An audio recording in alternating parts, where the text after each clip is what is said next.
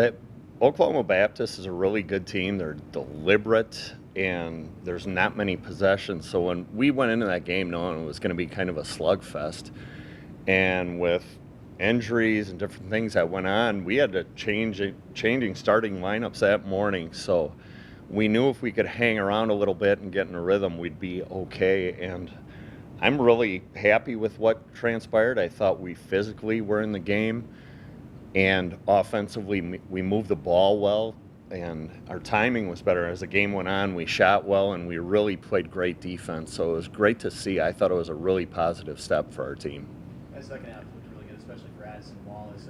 What does he bring to the table for this team this year? Addison's always been a really good athlete, and he can do a little bit of everything. And there'd be times in the past where he'd just be a little turnover prone, or I think he's a great kid. He's a great student. This is the first year he's been in the same program 2 years in a row. So I think he's settled into what we're trying to do. He's settled in with us as coaches, and you can see him starting to take off. And it was great to see because he really worked at it over the summer, and he's worked at it this fall, and it's great for him to see things finally paying off because he was phenomenal. He was the best player on the court on Saturday.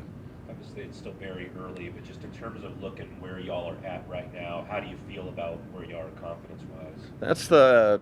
We played two great teams, and it feels like it was last year. That was like a month ago, and then we had a couple NAIA schools in there, and then we knew this game this past Saturday was a big one to gauge where we were. So going into conference, the team we play Thursday, Fort Smith, is a lot like what we just got done playing. So it was a good setup, but that was a big step for us because our defense was pretty poor for the first 3 or 4 games. So it was good to see us make a big step from that side of the ball. After seeing you guys kind of gauge it off of that last game, how confident are you going into Lone Star Conference? It's a great league. You have to be ready every time. Preseason predictions are preseason predictions, and you have to show up, and when the ball gets thrown up at 7:30, I think we know that. I think our guys know that. But every game is a slugfest. Whether you win by 1 or 20, getting that win is the most important thing.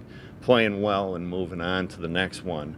So regardless if you win or lose, you want to win that game Thursday. You got to one day, and you got to get ready because if you let things gnaw at you and you take 2 losses, you can fall behind pretty quick. So. It's a great league, and it's starting early. It feels like it's really early, but I think we're going to be ready to go for it.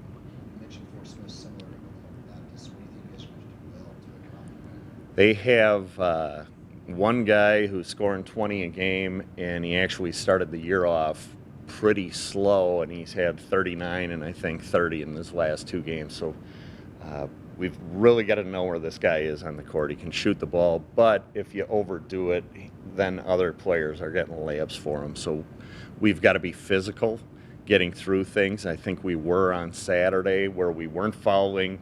We were tough to get through everything, and we just got to continue that. And it's going to be another grind-em-out game. Now, if we can get the pace going up and down and get a lead, that'd be a great thing to play in front against this team. But it's going to be a slugfest from start to finish, I think.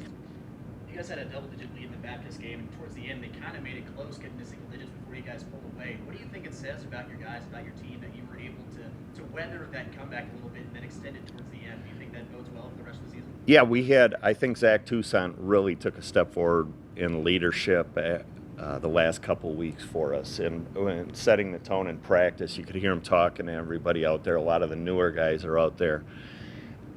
When you're up 12, 13 points with 4 minutes left in a game, it's kind of a hard time to play because the other team can go after you, and you don't know if you want to take the open 3 right away.